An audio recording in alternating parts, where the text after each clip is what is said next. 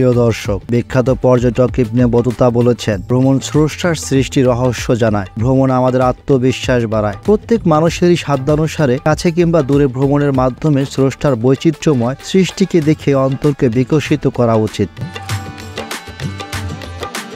ভারত নামটি শুনলেই চোখের সামনে ভেসে আসে মুঘলদের শাসন, তাদের স্থাপত্য নিদর্শন কিংবা বিভিন্ন সালতানাতের কাহিনী। ভারত ভ্রমণ মানে বিভিন্ন রাজ্যের এক এক সময় এক এক রকম আবহাওয়া ও সংস্কৃতির সাথে পরিচিতি লাভ।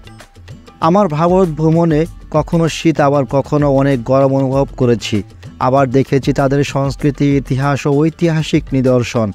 আমি ভারতের আগ্রা, রাজস্থান কিংবা দিল্লির বিভিন্ন দর্শনীয় স্থান ঘুরেছি আর সেগুলোই তুলে ধরছি আপনাদের সামনে। ভারতের রাজস্থান রাজ্যের জয়পুর থেকে আমি সিএম হেলাল উদ্দিন আপনাদের সবাইকে জানাই আন্তরিক শুভেচ্ছা এবং অভিনন্দন। আশা করি সবাই ভালো আছেন। আজকে আমরা পরিচয় হব রাজা তার রানীর জন্য বানানো এমন এক প্রাসাদ যা ভিত্তি ছাড়াই বিশ্বের সবচেয়ে উঁচু ভবন, যার নেই কোনো সদর দরজা, নেই কোনো সিঁড়ি, আর যাতে আছে হাজার সংখ্যক জানালা। হ্যাঁ দর্শক, বলছি রাজস্থানের সবচেয়ে আকর্ষণীয় জায়গা জয়পুরের হাওয়া মহলের কথা।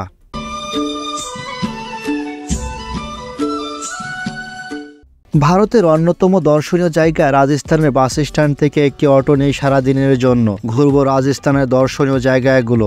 আর হ্যাঁ দর্শক, আপনি যদি এই চ্যানেল নতুন হয়ে থাকেন তাহলে সাবস্ক্রাইব করে পাশে থাকা বেল আইকনটি প্রেস করে সাথে থাকুন শেষ পর্যন্ত।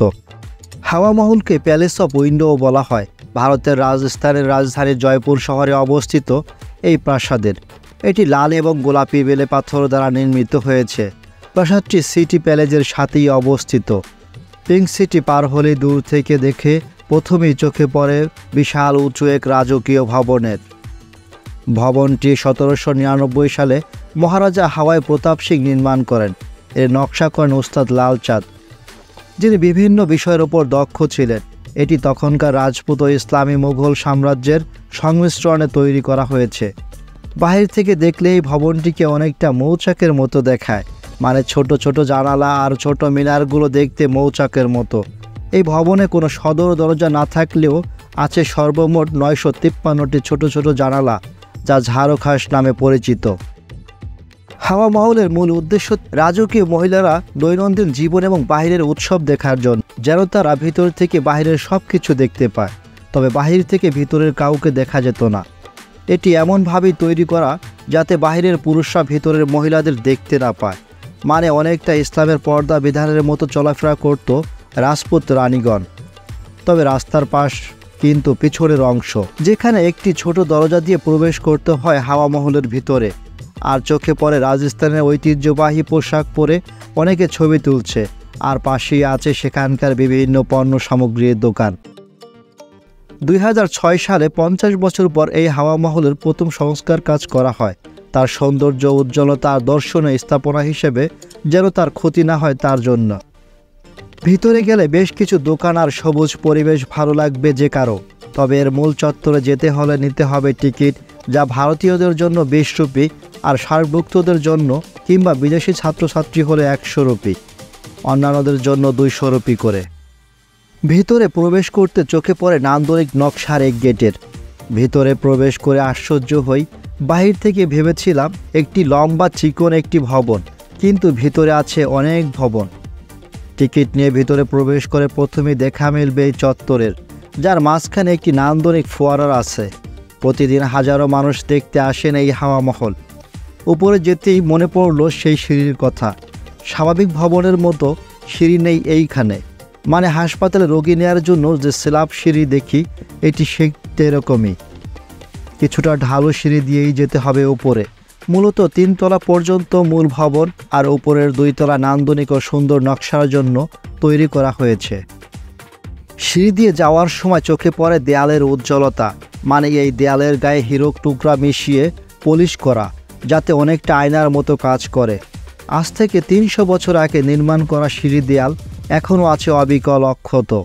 এই সিঁড়ি দিয়ে সবাই পায়ে হেঁটে উঠলেও রানীরা উঠত এক প্রকার ছোট টানা গাড়ি দিয়ে, যেমনটা আম্বের প্যালেসও ছিল রাজা মানসিং এর রাজা রানীদের জন্য। রাজপরিবারের মহিলাদের বিনোদনের জন্য মূলত এই হাওয়া মহল তৈরি করেন রাজা হাওয়াই প্রতাপ সিং। প্রাসাদের বাহিরে যাওয়ার বিধিনিষেধ থাকলেও ভিতরে রানীরা ছিল একেবারে স্বাধীন। তবে অনুমতি ব্যতীত কোনো পুরুষ মানুষই ভিতরে যাওয়া ছিল সম্পূর্ণ নিষেধ। আমি হাওয়া মহলের কত শত গল্প শুনেছি আর ভিডিও দেখেছি, তবে আজকে আমি এই হাওয়া মহলের ঠিক উপরে দাঁড়িয়ে আছি। গোলাপি ও লাল বেলে পাথরের তৈরি এই ভবনটি আসলে কতটা সুন্দর দেখায় তা নিজ চোখে না দেখলে বিশ্বাস করা কঠিন। এখানে চোখে পড়ে বেশ কয়েকটি মন্দির, যেখানে রানীরা বা রাজদরবারের মহিলারা পুজো করত। হাওয়া মহলের নামকরণের পাওয়া যায় বেশ কিছু তথ্য। যতদূর জানা যায়, এখানে 5 তলার নাম থেকে হাওয়া মহলের নামকরণ করা হয়েছে, কারণ 5ম তলাটি হাওয়া মন্দির নামে বেশ পরিচিত, তাই এর নাম হাওয়া মহল রাখা হয়েছে।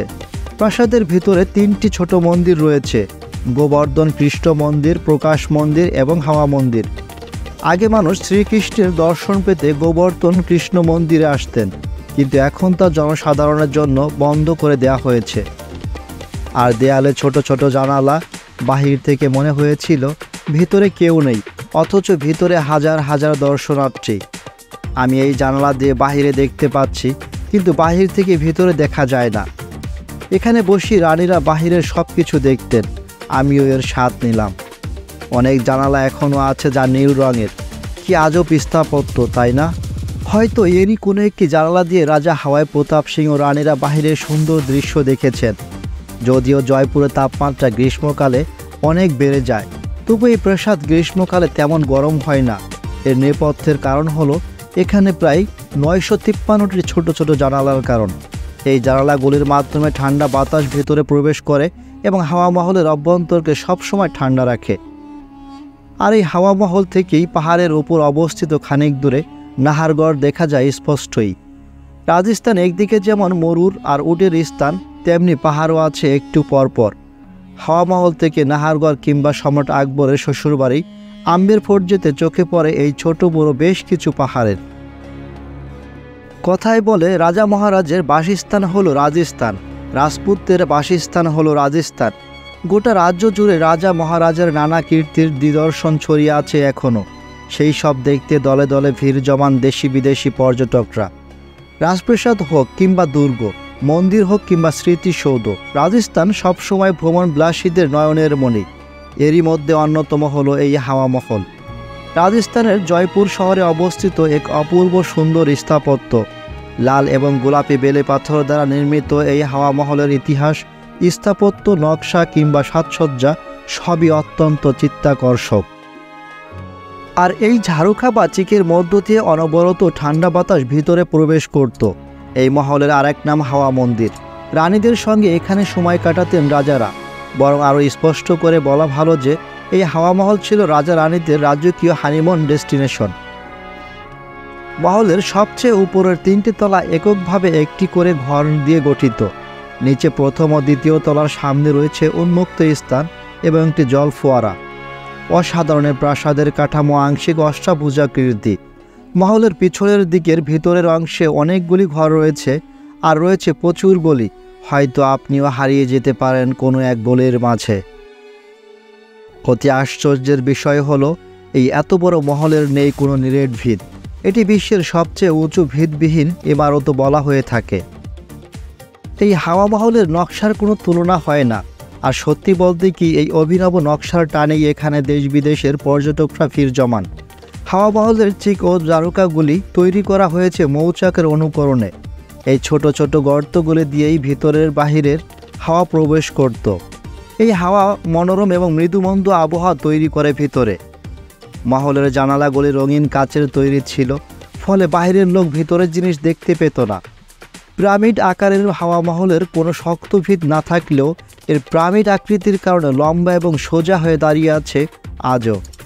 প্রস্থের দিক দিয়ে এটি 87 ডিগ্রি বাঁকানো। তাছাড়া এর গোলাপি রং স্বতন্ত্র মহলের সৌন্দর্য যেন আরও বাড়িয়ে দিয়েছে অনেক গুণে।